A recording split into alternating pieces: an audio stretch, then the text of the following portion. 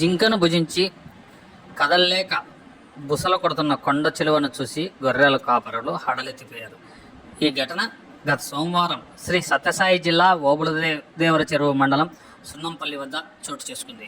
సున్నంపల్లి గ్రామ సమీపంలోని అడ్డగుట్టలో గొర్రెలు మేపేందుకు వెళ్ళినటువంటి గొర్రెల కాపరులకు బుసలు కొడుతున్న శబ్దం విని అటువైపు వెళ్ళి చూడగా కదల్లేని స్థితిలో ఉన్న కొండ చిలువ బుసలు కొడుతూ ఉండడం కనిపించింది.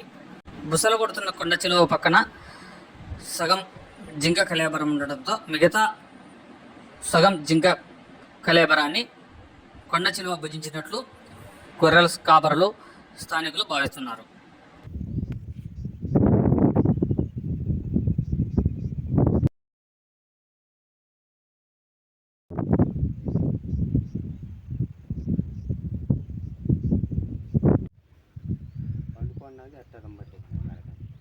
సుమారుగా ఉంటుంది కదా 2 కేజీలు.